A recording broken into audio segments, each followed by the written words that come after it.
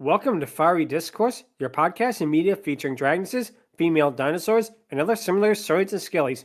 I'm your host, Ludmillanon, and with me are my co-hosts, Angron, Mathmachine, the Shark, and Strkyer. Today is our 146th episode, and we're discussing the 2003 Sítio da Picapáu Amarelo, apologies, we will not do that again, Yellow Woodpecker Ranch episode, Carijo's cousin. So, let's get things started. You're going to Brazil for a good time. You definitely are. Yellow Woodpecker Ranch is a beloved children's book series in Brazil. Basically, it's comparable to The Wizard of Oz in terms of popularity and influence there. It was written by a man named Monteiro Lobato, and there's actually 23 books in the series, and it lasted from the 1920s to the 1950s, and it is very influential in Brazil and in Brazilian culture. Oh, go ahead, Matt. So with that said, I'm going to heavily emphasize everything that we say about this episode, everything we are talking about with this show. This is a preschool show. Yeah, this is as much a preschool episode as something like Gegege no Kitaro 2018 is a preschool episode in Japan. But if we can't really knock that, then we can't really knock this. So we tried it, and you're about to find out how pretty impressive it was. The book that is most relevant to us is the third book, The Saki, because that one introduces Cuca, the alligator witch, who actually is a character from Brazilian mythology. She basically is their version of Baba Yaga, and the story goes, if you don't go to bed at night, she's going to come and take you away. And after seeing the version we're talking about today, give me my caffeine pills, because this is going to be something else. Yeah, it's definitely one of those experiences that you're not really going to want to be sober exploring. Circling back to that other country preschool sort of deal, this is one of those things that is great for that culture, not necessarily great for a broader demographic. But hey, you never know. Anyways, go ahead, Math. Hey, Brazil, why did you make your evil, child-abducting swamp witch sexy? Because we are Brazil. Everyone here is sexy. I mean, yeah, you will. That's very true. If only we have a crossover between the two of them, that would be something else. Cuca first appeared in film in a movie made in the 1950s where she was just depicted as an old woman, so getting past that. In the 1970s, a children's show of the story was made, and there, Cuca looked like an anthro-alligator because I guess they wanted to compete with that Sesame Street money, and they actually kept that design throughout the remakes, which is the version we're actually talking about today. Imagine being so iconic for that time that you end up just sticking around. What's interesting about this show in particular, the 2000s version of the show, it's actually kind of like a soap opera in that every single bit of story continues from the previous ones. The fact that we're actually kind of midway through a season of a season of a season might make some of what's about to happen sound a little bit strange, but don't worry, it was very strange for us too. The episode begins with a recap of the previous episode, including that Amelia, who is a living doll, thinks that Berta, another woman, is really the Headless Mule, which is an actual Brazilian mythological creature that we will talk about what the Headless Mule looks like, and spoiler, it is metal as hell. Oh boy, I'll bet. It also says about how Carijo's plans to date Berta fell through. It also shows how Candoca and Colonel Teodorico, apologies for our Portuguese pronunciations, we're not very good with that. They're basically two con artists who wants Carijo's cousin's land because he has gold on it, and he doesn't know that it's gold. So what they're doing in this scheme is they're pretending to be devils and ask Cuca for help to get rid of Carijo's cousin off the land, and she accepts. Now, this episode begins with Cuca pushing her way into the home of Molasses John, who is Carijo's cousin. And here we get to talk about Cuca. Strap yourselves in, ladies and gentlemen, because this is going to be something else here. Cuca had 3 designs over the course of the show. One where she had a dress and outfit that really looks similar to Jimmy's mom from Jimmy Neutron, so unless you're Carl Weezer, I guess you're not going to be too much into that one. The second one, which we are talking about today, and a third one, which took a lot of what made this version so good, and it made her look a bit more like a monstrous crocodile woman, which it looks scary, but it doesn't have the same amount of appeal as this design. There's a reason that this one became a meme and the other ones didn't. Oh, go ahead, Angron. This version's design, while definitely great for a lot of reasons in terms of physical appeal and overall personality, which hopefully they kept, I will say that the design, while not completely bad, there's something off about it. I don't know what it is. Like, it could just be the fact that 2003 just didn't make it look too appealing to me personally, or the fact that the materials make it feel that way. But I will say this. It is definitely one of those designs that definitely aged like wine for a lot of people, Lud especially.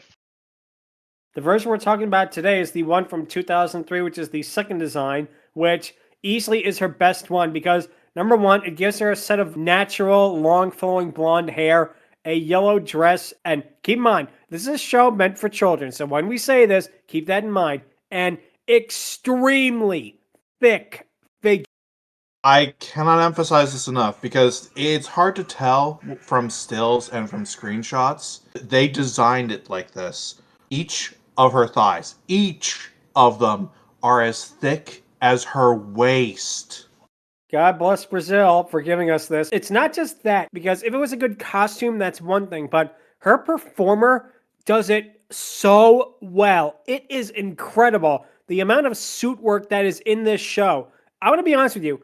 This is as good as the 1990 Ninja Turtles movie. And that had Jim Henson behind it, so I'm not putting that lightly. This is as good as that. That is how amazing the puppetry on Cuca is. You feel every reaction of her. The amount of effort and the amount of emotion they get from this design is incredible. It is absolutely a marvel to witness.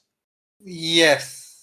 And we'll talk more in detail of how it works. Cuca pushes her way into Molasses John's home, and John is shocked to see Cuca intruding on his house, as he says that this can't be happening, and the more I pray, the more hauntings there are. Obviously, he lives in Luigi's mansion. Ha, nice. Cuca is offended over him not inviting her in, saying, "That is no way to treat a lady." When John asks who is she says that, "I am Cuca, the most perverse and the most beautiful," and that she arrived on orders of the devil, and that's one thing, too, with Kuka's characterization.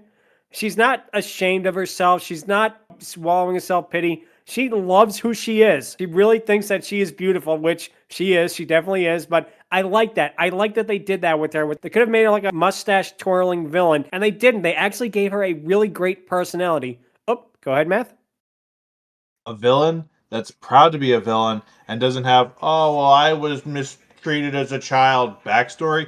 Man, I miss the 2000s. If you lived for several thousands of years and lived like that for the majority of your life while people learn to accept things like, oh, I don't know, a minotaur or the Lady Longneck from Japanese mythology, then you'd be pretty okay with yourself as well. John then says that he was expecting her, as Cuca asks what he means. John then nervously says that the devil says he was sending over a woman, but he was expecting someone else. Cuca then says, "Who are you expecting? Miss Brazil?" And here, again, kid show, she actually shakes her hips. Cuca, you could be Miss Brazil. You certainly have the figure for it. Yeah, when she said that rhetorical question, she was actually talking about herself because she probably has her fair share of Miss Brazil awards somewhere. John says that the devil was actually going to send an ugly creature, with his she-devil agreeing that the creature coming over would be so ugly that he would die instantly. Obviously, what was going to happen is that Teorico and Condona were going to send the ugly barnacle to his house, but it got lost. Cuca, of course, is shocked by the accusations of that they called her ugly, and I really do love this. So this is a running bit in this episode, that Cuca is so offended that they would think she is ugly, and she doesn't put up with it either. John then proclaims that Cuca is so beautiful and blonde, as the alligator woman is flattered by it, saying how she is a natural blonde, and here John is speaking for all of us. Oh, especially me, as a person who absolutely loves alligators. Like, no joke, I held one in my hand. It was one of the most fantastic things in my entire life. I get excited at getting a snake drawled around me. Like, that is how excited I am. Absolutely, gator guy all the way. Would revisit Louisiana and Florida again if I could. The one thing I'm going to note, and it's particularly noticeable either when Cuca gets really angry or really flattered, is the snout is constantly moving. This suit and this animatronic is incredibly well done. The snout's always moving. It's moving in different ways. She is doing different things with it as her emotions change. The design on this, I'm sorry, I think like this is up to Henson levels, if not even better. Yeah, I was very impressed by the costume because it not only does open and close its mouth, it can blink and the mouth can actually stretch to either smile or frown. So yeah, it shows a lot of emotion for, again, a random show in 2000s about in Brazil. That's a lot of effort. And the other thing that's amazing too is Cuca's body language here is amazing, with her putting her hands on her hips and adjusting her breasts, which really are like her plate, but let's be honest, it's her breast, and brushing her hair. And again, part of it is the design, but also part of it is the suit actor, because it was actually a woman in there, I do know that, who played Cuca and also voiced Cuca, so plus there. She does such a fantastic job. You really feel like she's alive. That's what is so amazing. That, again, like Matt said, this easily rivals that of the Henson Company. Speaking of which, go ahead, Matt. I believe that the actress who is portraying Cuca heard, okay, you need to emphasize body language, and heard that as Ursula. Body language. Nice. Perfect.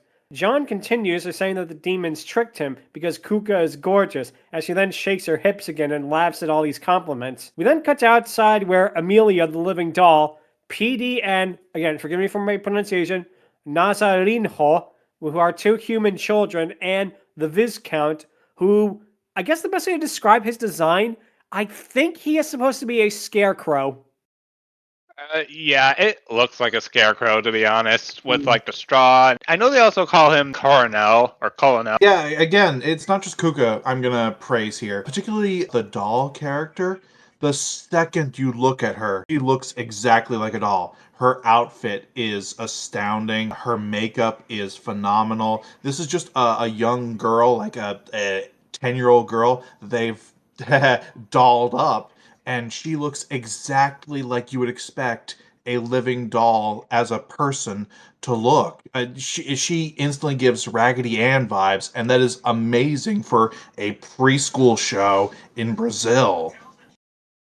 Yeah, like you said, the amount of effort with the Viscount too. He really has such a unique design. He really feels like he's a man made of straw. He has like a long nose and tiny glasses on. He has such a unique design. It really looks amazing. PD and Amelia bump into each other as a cartoon sound effect plays, and that's one thing I will say about this show. They really like using cartoon sound effects, which I guess is trying to reiterate, oh, it's for kids, so we have to do that. But I don't know, I think it would have worked a little bit better without it. What can you do? It's a 20-year-old Brazilian show. I don't have any input in it. PD tells the rest of them to be quiet as they don't want their grandmother to find them. Amelia says that she has a plan to catch the mule as they all sneak around. Miss Benta, their grandmother and who's also the owner of the ranch, finds them and tells them off. Now, I will say this, because in Brazil they have really interesting musical score, but the music that plays when they get caught, I don't know about you guys, it sounded a little bit weird to me. Not off-putting at all, it sounds great, but for the context of this scene, it just doesn't work for me. It sounds a little bit too upbeat. Yeah, just a little bit, but honestly, it wasn't really too distracting for the situation. It gives it a little bit of air of homeliness. If that's what they were ultimately going for that sort of thing, then it worked, you know? Nazarinho tries to explain, but Anastasia, the maid, says that they were out looking for the Headless Mule. Benta laughs at this, then tells the children that she won't let them wander the woods in the middle of the night. Amelia tries to explain that tonight is the last night of the full moon, and they won't be able to catch the Headless Mule until the following month with the next full moon. In case you're wondering, I watched the next episode, and yes, we do get a transformation of who the Headless Mule is, which I will spoil at the end of this episode, into it. It's basically done like a werewolf, which is another line I thought I would never have to say, that, oh, this person transforms a human being into a headless mule. It is another really bit of impressive effects, and we'll get to that at the end of this episode, but Benta merely sarcastically laughs at what Amelia says and orders everyone back inside. We then come back to Cuca, as John is telling her about all the insulting things that Kendoka called her. He calls Cuca a mistress, as Cuca corrects him by saying that she is a miss, and actually, I think she's both. Yep.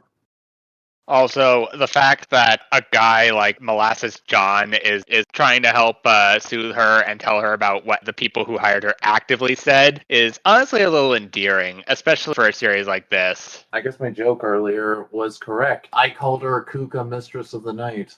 John then continues that Kandoka says that Cuca was ugly as sin, as he then starts to kiss her hand, and all I'll say about that is this: God, I wish that was me. I am once again stealing the Yu-Gi-Oh meme. It should have been me, not him. Cuca then says that she's going to kill that she-devil, as John adds that the demons lied to him too. And as you mentioned earlier, the amount of expression they get from Cuca is amazing, because here John's basically explaining what the demons did to him, and how they make it look like she's actually considering his words and thinking it over is incredible. Cuca then says that she will deal with that twig, then tells John that he has to leave and she doesn't want to hear any crying from him about it. John says that he doesn't want to leave, but I'm not any sort of man to deny a woman of such beauty as you, which that's one good way to butter her up, but it doesn't work here because Cuca literally tells him to just leave as he does so, as she then adjusts her breasts again and laughs. And again, that is a sentence that we're going to be saying a lot of, and once again, people, kid show. Go ahead, Matt. Jesus, I have seen what you have done for the people of Brazil, and I want this for myself. A person like this absolutely deserves to bless Brazil a whole lot more than she already is. We then come back to the farm, where Anastasia says that the children's rooms are being watched, then asks Amelia and Viscount if they are tired. Amelia says that she's tired, as Anastasia says that she's going to bed as she has work in the morning, then tells them to go to their rooms. Amelia then says, as soon as Anastasia is gone, that they can use this chance to find the Headless Mule, as the Viscount asks if they are going to bed. She says that they're going to find the Headless Mule. Viscount tries telling Amelia they are forbidden from going into the woods, as she says that they will go to John Molasses as they leave, with her practically pulling his arm. Obviously, they're going there because the Headless Mule has a secret box, and they can't wait to find out what's inside of it. Probably has an embarrassing picture of them at Carnival. Then come back to Cuca, as she's busy muttering about the insults that Kandoka told her, saying that I will show that fish tank diver what for. And I'm sorry, fish tank diver is a pretty good insult. Yep. I mean, if you're in Bikini Bottom. She then suddenly stops and screams as the Headless Mule arrives. And the Headless Mule effect is pretty neat, because how they did this, it's a normal, ordinary donkey. They chroma keyed the head off, and they replace it with a Pillar of Flame effect, which looks so simple, and yet at the same time is really cool. Now we know how the old Brazilian Ghost Rider went. I also love when shows like this, preschool shows, give attention to culture and lore like that.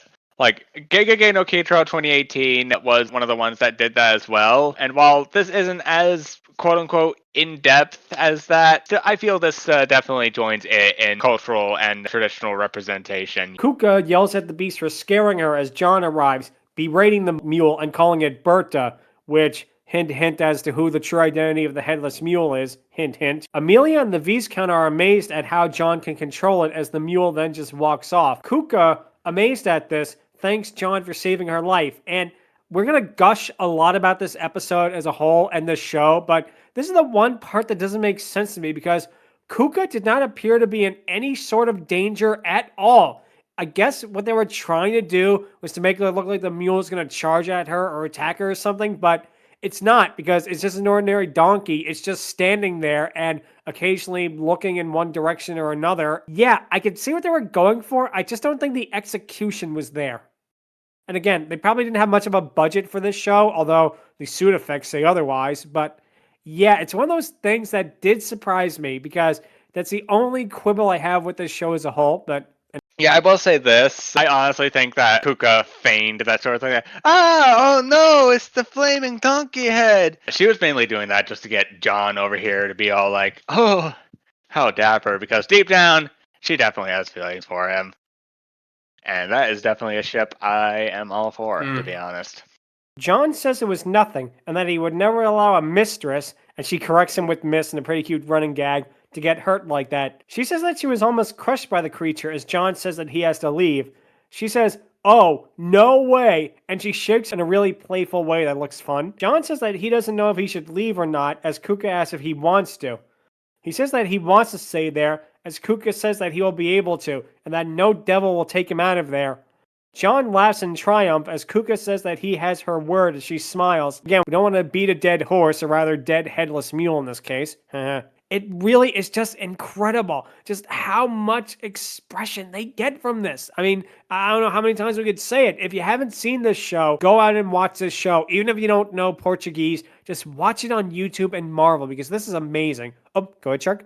Now, this is a nice moment for her because what you said before, that she's not just a mustache twirling virgin, she actually shows some gratitude for what he did. Like, oh, she doesn't just brush it off as, oh, it didn't happen, or, oh, you got me distracted. No, she actually shows some sort of, okay, you did help me here, so I'm gonna show you some gratitude at the very least. Exactly. It's such good character development for him, too. She's not a one-note villain, and I love that they do that. Oh, go ahead, Math. What I really love in this scene is she's so expressive. She's so vibrant. You can see everything from her when she is saying all these things. Her actress is so physically emotive. It's just all so incredibly well done. You actually feel like she is a living, breathing creature, not a person in a suit. You think like, oh, 2000 show, South America, it might not have the best budget in that, but no, this looks incredible. Yeah, it definitely does. Also, building off of that, there are some shows out there, like, again, Gegege no Kitaro, that will focus on one aspect of a thing and just ultimately go off of that instead of ultimately just allowing the character to develop. Now, that's not always the case for Gegege no Kitaro, but honestly, this right here is a pretty satisfying breath of fresh air to have someone normally portrayed as a vengeful, wicked gator sorceress who whisks children who are being bad or who don't get to sleep away into having some actually decent character and some development to go with it. And I definitely applaud this show for doing that. We then cut to Cuca's cave as Kendoka tells Nightmare, Cuca's hunchbacked assistant, to reveal himself as he is hiding. And sadly, although his name is Nightmare, he is not the sales guy from Nightmare Enterprises. How can I help you, Miss Cuca?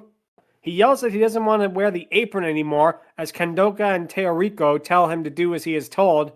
Nightmare then arrives in a pink apron and says how ugly the apron looks at him, even though Nightmare is definitely not the handsomest man out there. Let's put it that way. He has a big unibrow. He has like jutted out teeth. He's a hunchback. Basically, think of the most stereotypical mad scientist assistant and crank it up to 11. That's what Nightmare's appearance is. Kendoka says that he should get moving and demands hibiscus tea for herself and English tea for her father, then smacks him on the head with her pitchfork. Nightmare goes to get it, then fumbles and says that they only have nettle and tuftroot tea. Kendoka says that don't work, then yells at him to clean up the place as Nightmare runs off to do so. Cuca then arrives as she then throws Nightmare out of the way in a really funny manner, with a cartoon drum sound effect playing as she does so, which, two things. Number one, this reminds me of when Bubble Bass yeeted Squidward out of the way. Number two, the actor who plays Nightmare ended up becoming a talk show host in Brazil, and he did a bit where he goes back to the old studio and Cuca is there, waiting for him, telling him off for keeping her from waiting so long, and saying stuff like, oh man, you got fat in the last 15 years, didn't you? And I was like, that just shows again how beloved Cuca is in Brazil. Yeah, also, get used to hearing that cartoon sound effect played throughout the episode because they use it quite a lot. Not to an extent it gets annoying, but they use it in many moments. Again, not too much, but just enough that it's pretty frequent. Teorico, pretending to be Satan, asks Cuca if she got John off of his land, as Cuca doesn't care about that, instead being more upset about being called ugly than anything else, saying, how dare you call me ugly? I'm absolutely gorgeous. No lies detected there. After the show's commercial break, which shows all of the characters, including a very interesting looking pig man, which definitely a unique costume there. Of all the costumes, this Pigman costume looks kind of weird, but he's not in this episode, so brushing past that. After the commercial break, we then cut back to Cuca sitting down and it's about how John told her everything, including that how Stumpy here called me ugly.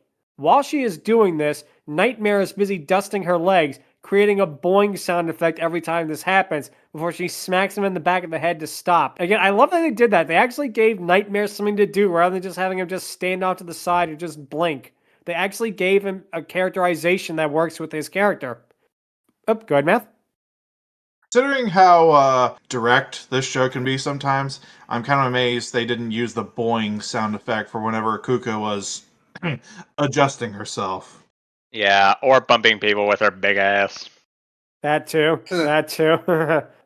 Kendoka is upset over being called Stumpy, as Tedorico accidentally calls her that too, causing her to push him out of the way before he does the same. He then tells Cuca that if somebody named Stumpy called you ugly, you are not ugly. Kendoka agrees, then says, for someone who's not ugly, you still got a long way to go. Cuca, because she's not an idiot, hears this and stands up, being enraged by this, as Tedorico tells Kendoka to shut up or she'll ruin everything. He then tells Cuca that they didn't call her ugly and that the hillbilly was lying to her. One thing I love about this, Cuca is absolutely done with them. Like, even if he's Satan or no Satan, nobody crosses Cuca, because she says that she'll destroy them both. Oh, go ahead, Angron. Yeah, it's like basically the equivalent of Mephistopheles from Marvel going up against Galactus. Like, you don't always tick off someone like her without dealing with her wrath. Granted, it's not a one-to-one comparison. I think Mephistopheles might be stronger than Cuca, but even if you're well, you don't call Cuca ugly, as a rule of thumb. Before she can attack them, the two of them poke her and Nightmare with their pitchforks, causing them to fall over again and again. More cartoon sound effects play during this, as eventually Cuca tells Nightmare to go get them. Nightmare stumbles off before collapsing into the cauldron as she calls him a useless idiot. The pair then continue to run before Cuca chases after them, and this is the one shot where you can really tell how thick the costume designers made her. Yes. Hey, we paid for all this material for the costume and we're going to use it. Cuca then catches up with them. She says that if they mess with Little Molasses again, she will show them. She then uses her magic powers to cause flame to appear on Kendoka's devil tail. Kendoka whines about how you ruined my costume, as the pair then run off and Cuca laughs evilly. And sadly, we are about 11 minutes into this show episode. This is the last we physically see of Cuca. She is brought up several times, but this is the last time she actually physically appears. I feel they should have done the itchy, scratchy, and poochy method of this. Whenever Cuca is not on screen, the other characters should say, "Where's Cuca?"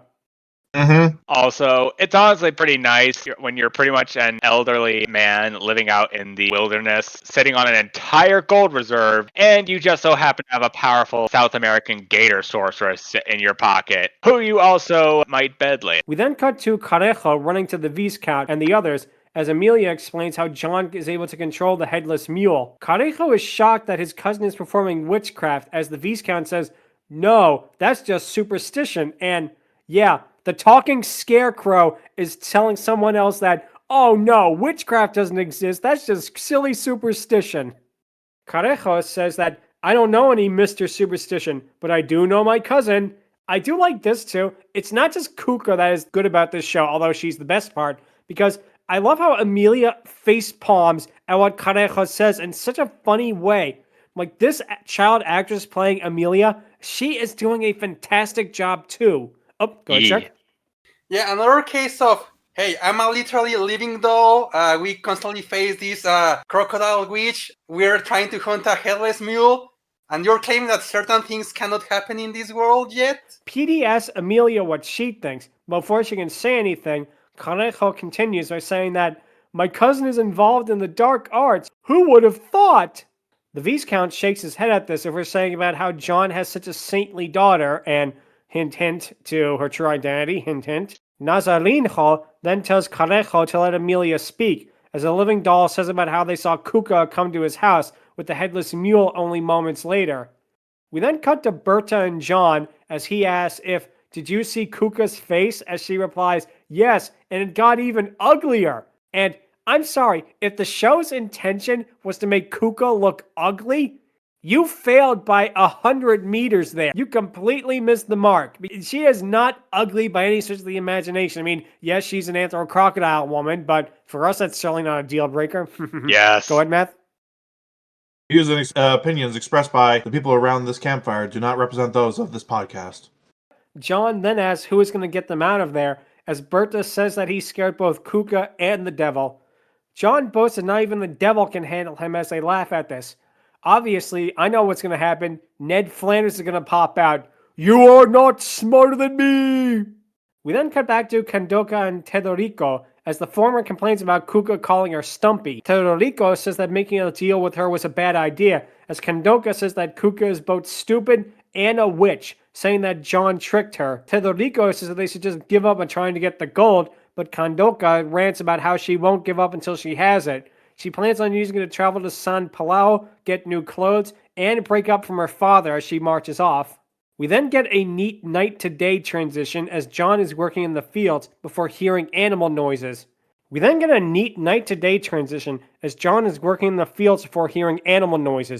then gets frightened that they're acting up and that somebody is near. Kandoka and Teodorico are hiding in the bushes as John crosses himself and then says, "There's no help for poor men like me," and runs off inside. Oh, go ahead, Shark. Oh no, the reason the animals are acting like that is because the cankers lost their ship in a bottle again. Rolf knows the warnings. Poor you? I'm sorry, you're on land filled with gold, and you have Cuca in a pocket, so what do you got to be concerned about, buddy? Oh, woe is me. I have a dummy thick alligator lady pining over me. My life is so horrible. And gold, don't forget. Kandoka notices that he stopped working and went inside and asks for what. Teodorico says that maybe he saw them, as Kandoka says that he didn't and tells him to follow her. They both run up towards his farm, saying as she notices a shovel. She then reaches inside of a wheelbarrow and pulls out some pieces of gold. Teodorico then tells her it's time to leave, but she rebuffs him, saying how she can't wait to spend it on shopping. Teodorico tries pulling her away, but she says that she still wants to look. We then cut to John's home where, once again, we want to preface this, kid show, he pulls out a rifle and prepares to see what is going on, telling his daughter not to open the door for anyone and to lock it with the bar. As she does so, we cut to outside again, where John walks out while Kandoka and Teodorico hide in a ditch. Oh, go ahead, Angron. He's got a gun! Hobo's got a gun! After looking around for a few moments, he then walks into the woods as Kandoka and Teodorico approach. Teodorico then wonders where he is going, but Kandoka doesn't care. She's too busy picking up the gold pieces on the ground and saying, "Oh, we were made for each other," to it. Teodorico says she can't do that as that's stealing, and she's busy saying what she's going to make out of the gold pieces. A brooch, a necklace, a tongue piercing, etc. Teodorico tries telling her again that's stealing as she tells him to shut up and help her as he does so, as John's feet appears in the shot. They eventually then look up to see him glaring down at them, as Teodorico asks what he is doing there. John replies by saying that this is his home, and that he owns all of the land there. Kandoka nervously tries to introduce herself, as she tries making small talk about how it's hot out, only for Teodorico to pull her away. She then says that she's not ready to leave, as John fires some shots at them as they run away. Again, kids show, we have a guy firing a gun at intruders. And yet they banned the Pokemon episode with the Taurus for that. So we got a double standard there, but regardless. Amelia and the Viscount then arrive as John asks if they're here to take away his gravel too. Because again, John does not know what gold is, because he's just a rural farmer and that. Amelia says she doesn't care about that, calling him John Booger, as Viscount corrects her, but she tells him just to shut up. We then cut to Kandoka and Teodorico in the woods, running off as Kandoka then yells about her clothes being ruined. Teodorico tells her to shut up and that he won't follow them into the woods. That hillbilly salted us more than codfish. Interesting expression there. As Teodorico says that he is clever, with Kandoka busy yelling about her clothes again. We then cut to inside the house where John is yelling to Amelia about her hearing too much and telling her to go play with Berta. The Viscount says that, "Oh, she's like that," as Amelia tells him to shut up. John calls Amelia a loudmouth as she tells him that she saw him with the Headless Mule and how he managed to calm it down. The episode ends with her asking his help to remove the mule's bridle, as the narrator basically pulls a Batman and asks, "What will happen next week? Stay tuned, same Cuca time, same Cuca channel." Nope, they don't actually say that, but what happens is, because this is a bit of a soap opera, we do find out who the Headless Mule is, and shocker of shocks, it turns out to be Berta, and we do get a transformation sequence of Berta becoming the Headless Mule, which, number one, is actually a pretty damn good transformation sequence, especially for something live action and of this budget. And number two, it is actually really scary. Like, I would say it actually rivals the Pinocchio donkey transformation in terms of how freaky it looks. That is certainly a feat. If only Cuca was in that next episode, casting a spell to make the Headless Mule not exactly do what it's doing to the folks who are trying to con John out of his place. That's it for the episode we're talking about. Sítio do Picapáu Amarelo would last until 2008, and it is still a very popular story in Brazil. It's gotten several stage adaptations, as well as a new television show that's coming out soon with a new, slightly more child-friendly design for Cuca. Don't get me wrong, she still looks great, but it's not this, you know? Yeah, it's not the risky early 2000s Cuca that a lot of people have come to know and love, myself admittedly included, but I definitely still like it. This is certainly not the last time we're going to talk about Cuca on the podcast, because we also have the 1970s version of the show to talk about, as well as the newer version coming out for her. We also have an appearance from her in all things of DC Comics, where she fights Wonder Girl, believe it or not. Yep, more on that later. They actually gave her a different backstory compared to the mythology, and I have to admit, I really hope that Cuca becomes the next Krampus, because it is a character with so much potential that it's kind of a shame it's just walled off to one country. I mean, it's not a shame, Brazil's a huge place, but kind of share that love a little bit, which brings me to one final thing before we get to the question of the week this week, which is that in 2015, for some inexplicable internet reason, for about 2 to 3 weeks, Cuca became a meme on Twitter.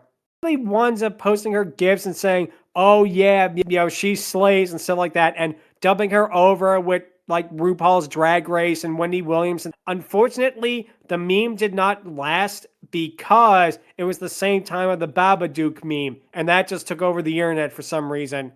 I'm sorry, we would have lived in a way better world if, instead of the Bowsette craze, we had a Cuca craze. Because more dummy thick alligator witch woman is never not needed. So you're telling me the internet saw the dummy thick alligator witch woman and were like, I know what I must do. Sadly, it did not last, even though it should have. But regardless, that leads to the question of the week, which is, what is your favorite puppet show?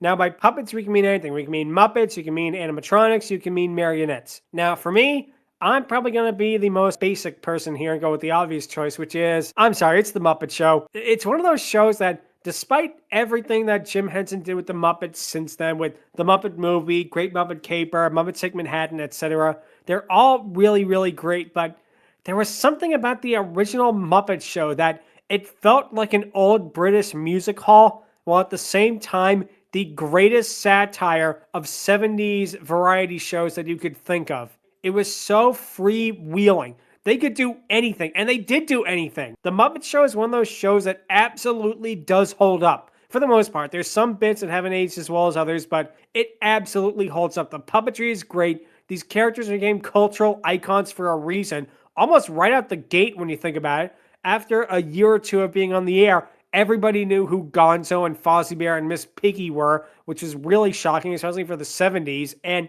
The Muppet Show is one of those things that, even going back to it almost 50 years later, it is really funny. You have so many great characters. You have the Swedish chef. You have the two old guys on the balcony, my favorites, because they're just hysterical. We have Beaker and Dr. Honeydew, and they are always funny as well. It's one of those things that it is such a cultural touchstone and a cultural landscape that the world itself would be different and probably worse off if we never got The Muppet Show, or if The Muppet Show was a flop, because it is so much fun. And the fact that it is available on Disney Plus is probably one of the few good things that streaming service did, because, man, that is a great, great show right there. And if you haven't seen The Muppet Show in a long time and you think, oh, it's just some thing with wacky Muppets and they sing silly songs, go back and actually watch it, because the writing on that show was so razor sharp.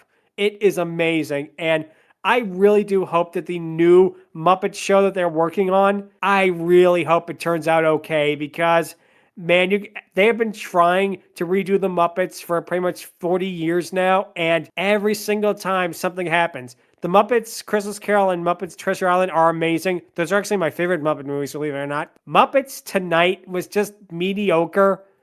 You had that weird streaming show that they did a couple of years ago that just no one really took. Then you had the Muppets mockumentary. It tried to do it like The Office, and it's like, nobody wants this. I just want to see Gonzo get launched out of a cannon. I don't want to see Kermit deal with the behind the scenes stuff. Not like how it was in the original Muppet Show, but more like with the business aspect of it.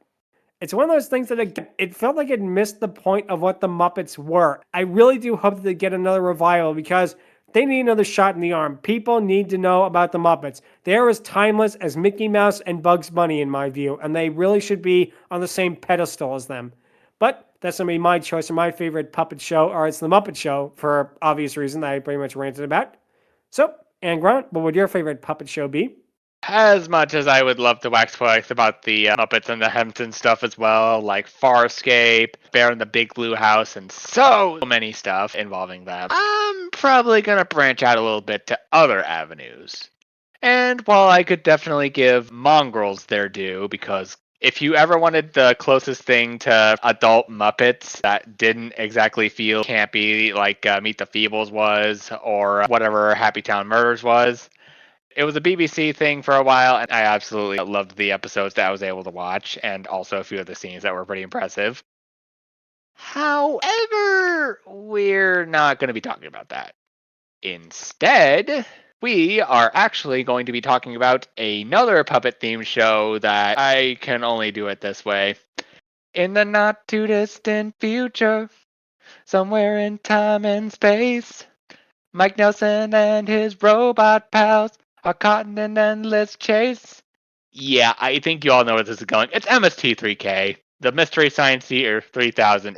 Before the Nostalgia Critic, Angry Video Game Nerd, Cinema Snob, all the big names that you see on YouTube, these guys were pretty much a relatively more comedic Glenn Ebert, as it were. You got one guy, Mike Nelson, or he's with several robots, like see this weird mounted head robot snake, and then you got a gumball machine that is Tom Servo. You got Crow, who is pretty dang iconic. His head looks like he's got a baseball mitt on it. You got these guys, plus Cambot, who is basically just the camera and Sir not really appearing in the episode proper, but we acknowledge him because he's recording everything. And they're just sitting there on the ship in a theater watching the most terrible movies you could possibly imagine.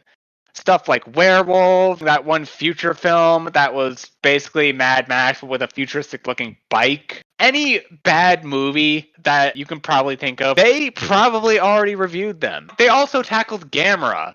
That's how I personally found out about Gamera, because of them. And while I personally don't think Gamera was as bad, admittedly, it's basically satire, but you got these little skits where they're like doing amazing stuff, like this one bit where it's like, I'm the government, I'm the reason nothing works, and stuff like that. But I think my favorite bit has to be when Tom Servo was trying to give his ode to Canada, but the other people were just roasting it lightheartedly. And at the end, it's just Tom Servo going all in hard, and oh good lordy, beyond words. I would recommend checking that out. So for my pick, it's definitely going to be Mystery Science Theater 3000. That is a great choice right there because, again, Mystery Science Theater is one of those shows that was so simple and yet it's so funny, and that they took a lot of the worst movies ever made, as well as some actually good movies that some of which we've discussed in this podcast. They took a lot of really bad movies out and they really made them enjoyable. I actually always liked Joel a little bit better than Mike because Joel had the really iconic ones. He's the guy who made fun of movies like Robot Monster, which Roman, if you know your 50s B movies, you know Roman. And he did so many other good stuff. He did most of the Gamera movies, and the Gamera movies weren't bad. At least I don't think they were. The problem with them was the dubbing, because they had these really cheap, I think Hong Kong made-for-TV dubs that really just sounded terrible. That if you go back and actually watch other dubs of the Gamera movies, the Showa-era Gamera, they're really not that bad. But the dubbing definitely made a bad movie really, really worse. And the thing is with Mystery Science Theater 2 is that it really is funny. And again, a lot of the episodes they did were great. I still remember the one they did of Space Mutiny. That's probably one of the other better ones. And of course, Monster A Go-Go, which infamously was a movie that literally was unfinished, and they released it to drive-ins. The producers ran out of money, and rather than finish the movie, they just slapped on an ending. But there was no monster. There was no thing to be found. The astronaut was found safe a few miles away. You have witnessed science fiction and science fact combined. And it's one of those things that even Joel and the robots booed and threw things at the screen in disgust. Yeah, like that is the most I have to go, my planet needs me thing possible. Mystery Science Theater is one of those things that always will remain popular.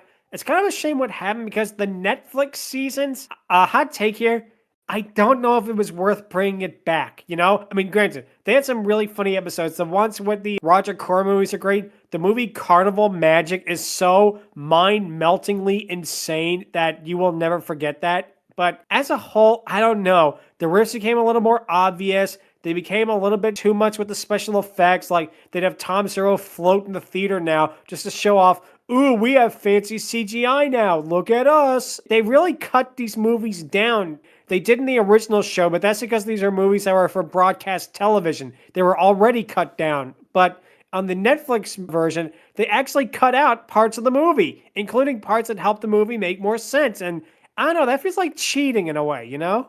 Not cheating how like Gypsy said it, where she said, cheating is bad.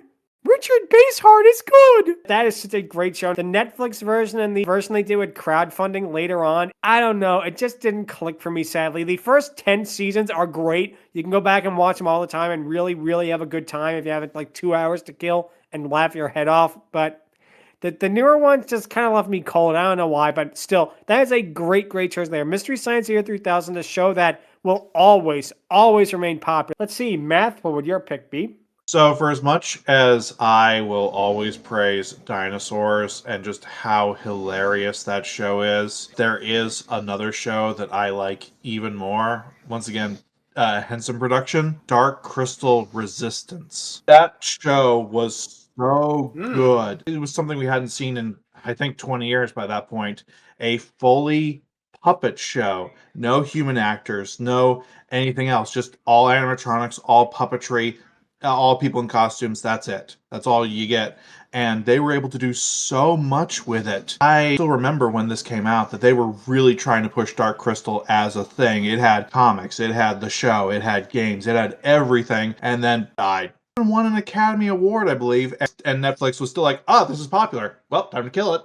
What an absolute shame. And again, it's just that they don't know what they have. It really is something else because it is such a great show. And again, it followed up on the original movie, I feel, in a great way. Because the movie ended so well, the only real way to do it so that you still had all these characters and all these creatures and all this interesting stuff was to do a prequel to see how we got to the movie in the first place. And that was a really inspired idea, especially because it allowed for so many more Skeksis.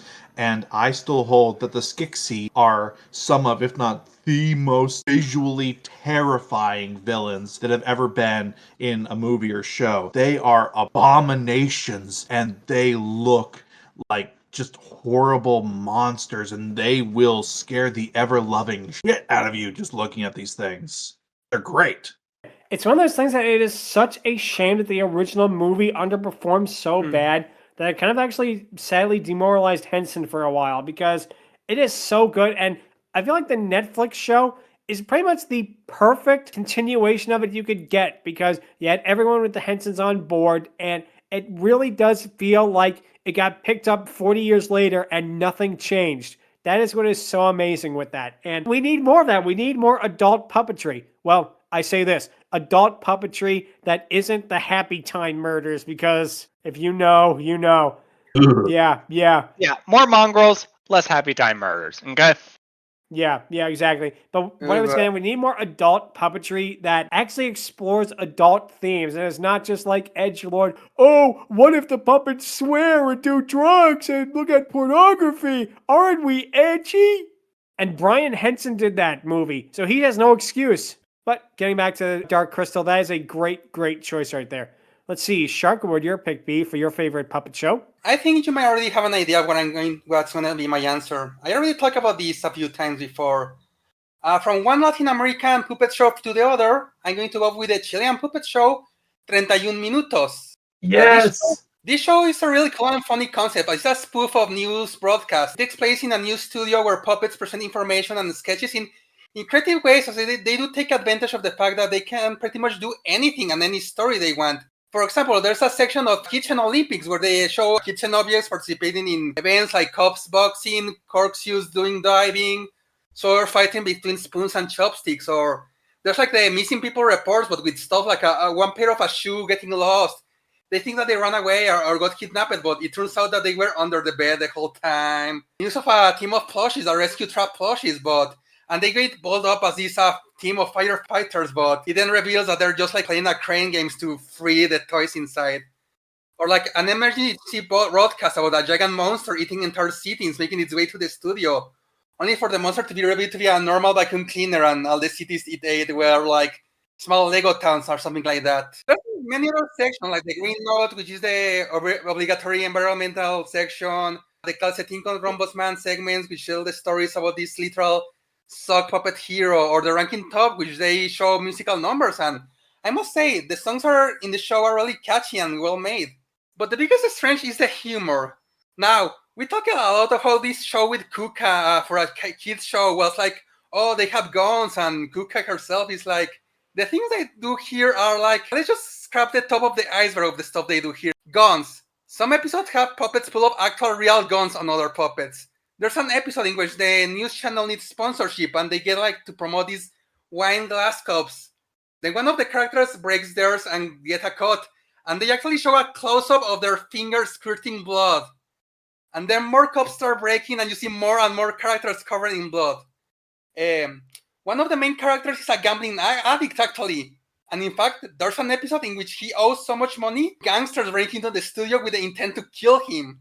Death gets played as comedy a lot. Like, granted, the main reason is because it tends to happen to object characters. There's a segment where a war between a kingdom of balloons and a kingdom of cacti make peace because the cactus prince and the balloon princess fall in love and are gonna have a wedding, only for the princess to explode when they kiss and the balloons charge out against the cacti trying to avenge her, and it ends exactly how you think it does. Oh yeah, did I mention again? This is categorized as an educational show for all audiences. I definitely have got to see the show because, man, it sounds hilarious from what you say. Now, something interesting is that while the show ended many years ago, the characters kept appearing every now and then in events. They will show up in concerts, sometimes in commercials, and there's even a traveling museum. Heck, they even recently appeared in New York's Tiny Desk, so they've been moving on. But here's the cool part. After many years of just like invited guests, this year they're releasing another movie. It will be a Christmas movie called Calurosa Navidad, Hitting Christmas. And this is the first time in many years they make something new of their own. So yeah, hopefully we see more of these characters more in the future. I remember talking about this with a couple of my Chilean friends, actually. The three of us, we love this show. I need to actually watch it now. I need some way to watch it because I have been fascinated with this show since I watched a video on someone talking about it. The show is hilarious. It's a great show. The episodes are actually on YouTube, and I think the first 2 seasons have actually English captions, so you can watch them there. Oh, well, that's great. So between this show being a children's educational show and Yellow Woodpecker Ranch with Cuca being a preschool show, I'm kind of getting the vibe that South America does kids shows a bit different than we do up here in the north. Even in Spain, we don't do it like that. And Spanish TV, infamously in the 80s, was absolutely ridiculous. We had a music show. This is a bit before my time, but they still play on like retrospective shows. And they had an animated character called Vicky Rabbit, who basically was, imagine Roger Rabbit if Roger was female and the horniest person on earth. Show off breasts, even with a country that had that stuff. Even our homemade children's shows are not like that. So you got us beat on that front. But no, that is a great choice right there. I definitely want to watch that show sometime because, man, it sounds like so much fun. It took me a bit to think of something, but all I could really think of was just the Dark Crystal movie, actually, because I never really saw anything beyond that in my childhood. In fact, it wasn't until like a year or two ago when I found out that all this lore on it, whole storyline, timeline, in fact. And now I'm just like, well, now I gotta go watch it, read it. In fact, because I'm a manga collector, I could actually get the comics based on it, as well as the manga that was published by Tokyo Pop. But yeah, my pick is the Dark Crystal. You mentioned with math and that is a great choice right there. Literally anything that's already been said, I'm just going with that. Because I remember loving this movie as a kid. My sister had it on PSP and she sold it. I love it because she didn't like it, so whatever. I can always get it back someday. Brings us to the patent pending Dragoness Scale, where this week we're going to rank Cuca. And let's be honest, if you didn't realize she was getting a 10 by now, you have not been listening. 10. Do we need to explain why? The design is great. The character is great. The characterization of her is great. And no notes. This is a character who Cuca is such a great character that she absolutely deserves to be better known around the internet and not just from a meme that happened for a couple of weeks in 2015 because she is such a great character. I am shocked there is not 5,000 pieces of fan art of her out there by now because this is great, you know? She is great. The voice, the characterization, the acting, everything. 10. Oh, what else can I say? Angron, what would your vote be? If it was just based on her design alone, I would probably honestly give her an 8 out of 10. Like I said, don't know what it is about the look in the 2003 one, but it could be better in my opinion. But seeing as how her character and pretty much everything else about her ultimately knocks her up by 2 pegs, then yeah, I too am going to say a solid 10 out of 10 on this one. Like, her personality here isn't just a wicked, spiteful sorceress. She actually has personality and she actually develops. Sure, John spites her in the end, but that just makes her feel even better to me, in my opinion, because she deserves a lot more love, a lot more attention.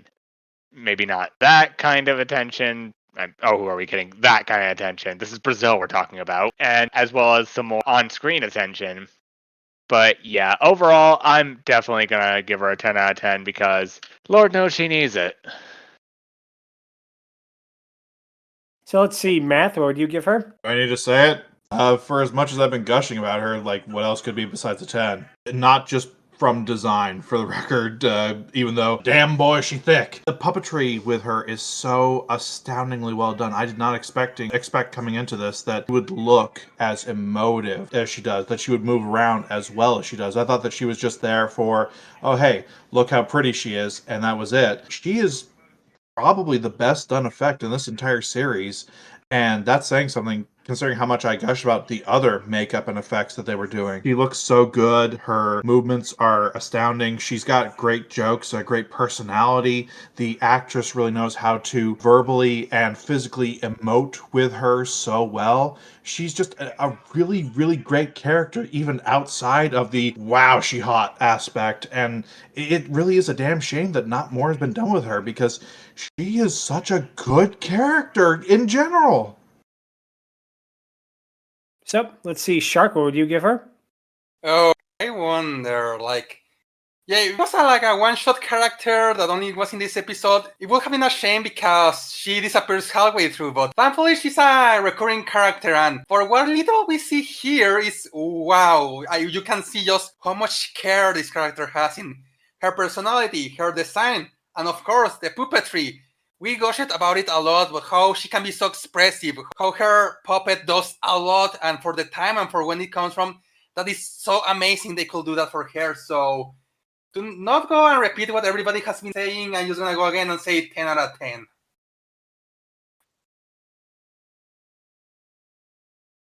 Everyone has said what has needed to be said already. She is a 10 out of 10 for me. Yep, and that's another perfect score character. So if you're playing along at home, we have had 3 perfect score characters in 6 weeks. Will we continue that trend? Only time can tell. And hey, don't blame us for making these characters so good, you know? That's going to be it for this week. If you have any questions, or if you want to hear more about how sexy Cuca is, you can feel free to email us at fierydiscourse@outlook.com. Visit us on Twitter at twitter.com/fierydiscourse. Be sure to subscribe to the Fiery Discourse YouTube channel and subscribe to the playlist. Like and hit the bell icon. Leave a comment. Any and all comments are appreciated. Next week, we'll be talking about the 2023 Disney short Once Upon a Studio in honor of the upcoming release of Zootopia 2. So we're going to be talking about Nessie, talking about Sisu, and maybe a few other surprise characters. Yep. Thank you all so much for listening, and until then, take care. Later, y'all. Later. Adios. Adios. Peace out. See you all